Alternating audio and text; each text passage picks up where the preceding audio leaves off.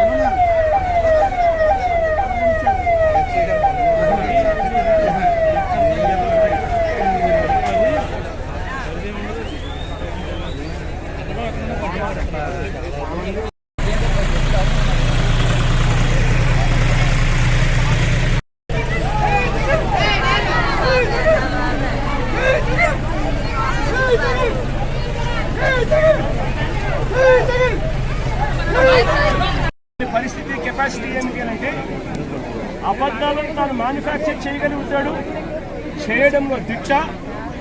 ఆ అబద్ధాన్ని, ఆ మ్యానుఫ్యాక్చర్ చేసిన అబద్ధాన్ని అమ్మగలిగిన కెపాసిటీ కూడా ఎవరికైనా ఉంది ఈ ప్రపంచంలో అని అంటే అది ఒక్క చంద్రబాబుకు మాత్రమే ఉంది.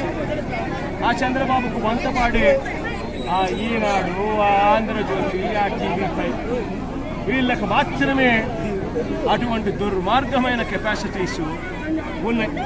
ఎందుకు ఈ విషయం చెప్తా ఉన్నానంటే ఇవన్నీ కూడా నేను చెప్పినట్టు వాస్తవం. ఒకవైపున ఈ వాస్తవం ఉంటే ఏలేరు ఆధునీకరణ గురించి చంద్రబాబు నాయుడు గారు మరో చక్కటి అబద్ధం మాట్లాడారు. అసలు ఏలేరు ఆధునీకరణ, మోడర్నైజేషన్ ఆఫ్ కెనాల్, ఇది మామూలుగా కెనాల్ను మోడర్నైజ్ చేయాలి అంటే ఎప్పుడైనా కూడా ఎప్పుడు అవకాశం ఉంటుంది, వెసులుబాటు ఉంటుందంటే ఆ కెనాల్లో నీళ్లు ఆపగలిగినప్పుడు, నీళ్లు పారినప్పుడు, లేకపోతే క్రాప్ నీళ్లు డ్యామ్లో నీళ్లు ఉన్నా కూడా చేయాలని అనుకుంటే క్రాప్ హాలిడే డిక్లేర్ చేస్తే తప్ప రిజర్వాయర్కి ఇన్ఫ్లో వస్తే నీళ్లు గత్యంతరం లేక రిజర్వాయర్ కెపాసిటీ పూర్తిగా నిండిపోయింది కాబట్టి కిందికి 21,500 క్యూసెక్ల కిందికి నీళ్ళు వదిలేశారు. మరుసటి రోజు సెప్టెంబర్ 10వ తారీఖున 26,134 క్యూసెక్లు నీళ్లు ఏలేరు రిజర్వాయర్కి వస్తే ఏకంగా 27,275 క్యూసెక్లు నీళ్లు కిందికి వదిలేశారు. నేను అడుగుతా ఉన్నా మిమ్మల్ని, ఇది మ్యాన్ మేడ్ ఫ్లడ్ కాకపోతే ఏమిటయ్యా అని చెప్పి. నేను చెప్పేటివన్నీ కూడా వాస్తవాలు. మీ ఏలేరు రిజర్వాయర్ నుంచి వచ్చిన డేటా ఇది. నిజంగా ఒక బాధ్యత లేని ప్రభుత్వం, ప్రజల పట్ల ఏమాత్రం కూడా మానవత్వం చూపని ప్రభుత్వం, వరదలు వస్తే కనీసం ఎలా హ్యాండిల్ చేయాలో కూడా కనీసం ఇంకిత జ్ఞానం కూడా లేని ఈ ప్రభుత్వాన్ని ఏమనాలి అని చెప్పి మీరే ఆలోచన చేయమని. సెప్టెంబర్ 1వ తారీఖున ఏలేరు రిజర్వాయర్ నుంచి బయటికి నీళ్ళు ఎంత పంపారో తెలుసా? హౌస్లో కేవలం 300 క్యూసెక్స్. సెప్టెంబర్ 2వ తారీఖున 7,033 క్యూసెక్లు ఏలేరు రిజర్వాయర్కి ఇన్ఫ్లో వస్తే వీళ్ళు బయటికి ఎంత పంపించారో తెలుసా? కేవలం మళ్ళీ 300 క్యూసెక్స్. సెప్టెంబర్ 3వ తారీఖున మళ్ళీ ఏలేరు రిజర్వాయర్కి ఇన్ఫ్లో 4,991 క్యూసెక్లు వస్తే వీళ్ళు బయటకు పంపించింది ఎంతో తెలుసా?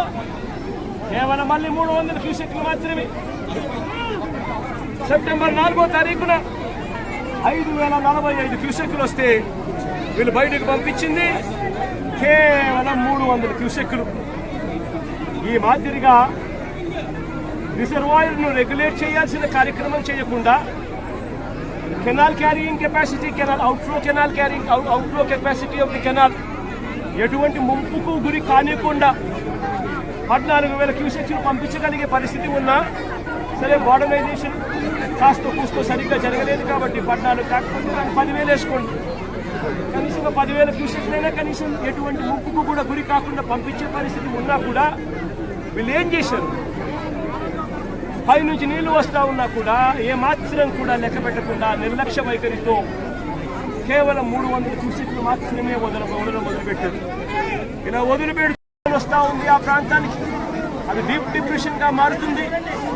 భారీ వర్షాలు కురుస్తాయి అని చెప్పి తెలిసి ఉన్నా కూడా రిజర్వాయర్లకు సంబంధించిన ఫ్లడ్ కుషన్ మేనేజ్మెంట్ పూర్తిగా గాలికి వదిలేశారు.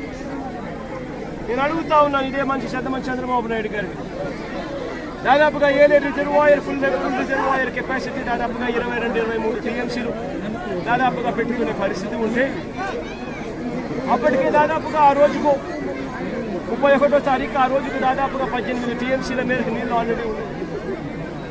మరి ఫ్లడ్ కుషన్ ఖచ్చితంగా దాన్ని మెయింటైన్ చేస్తూ అడుగులు వేయాలన్నా లేదా? కానీ వీళ్ళంతా ఏం చేశారు? సెప్టెంబర్ 1వ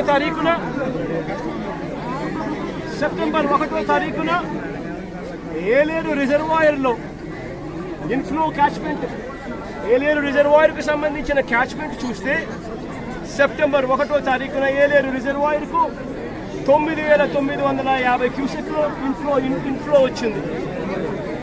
బుద్ధి జ్ఞానం ఉన్నవాడు ఆ 9,950 క్యూసెక్ల కింద ప్రభుత్వమైనా కూడా ఏం చేయాలి? అదొక రివ్యూ తీసుకోవాలి. చీఫ్ సెక్రటరీ పిలిపించాలి. ఇరిగేషన్ సెక్రటరీ దాంట్లో భాగస్వామ్యం చేయాలి. ఏ ప్రాంతాల్లో వర్షాలు పడతాయి అని ఇన్ఫర్మేషన్ అనుకున్న నేపథ్యంలో ఆయా జిల్లా కలెక్టర్లను కూడా వీడియో కాన్ఫరెన్స్లలో భాగంగా తీసుకోవాలి. ఆయా ఏరియాలకు స్పెషల్ కలెక్టర్లను, స్పెషల్ ఆఫీసర్లను, ఐఏఎస్ ఆఫీసర్లను మళ్ళీ పంపించాలి. రెవెన్యూ సెక్రటరీ కూడా పార్టిసిపేట్ చేయాలి. హోమ్ సెక్రటరీ కూడా ఆ రివ్యూలో పార్టిసిపేట్ చేయాలి. అలా చేసినప్పుడు ఇరిగేషన్ సెక్రటరీ కలెక్టర్లతో తాను మమేకమైపోయి ఏలేరు రిజర్వాయర్లో ఏ స్థాయిలో నీళ్లున్నాయి, వర్షాలు ఏ స్థాయిలో పడబోతాయి, ఇక్కడ జరిగిన రిజర్వాయర్కు సంబంధించిన రెగ్యులేషన్ కూడా ఒకసారి గమనించినట్లయితే మళ్ళీ మనందరికీ కూడా గుర్తుకొచ్చేది ఏమిటి అంటే సాక్షాత్తు గతంలో మనం ఏదైతే చూసామో విజయవాడ ఏ మాదిరిగా అయితే అతులాకుతలమైందో అదే రకమైన మోడస్ ఆపరెండా, అదే రకమైన నిర్లక్ష్యం ఈరోజు ఏలూరు రిజర్వాయర్కి సంబంధించిన వాటర్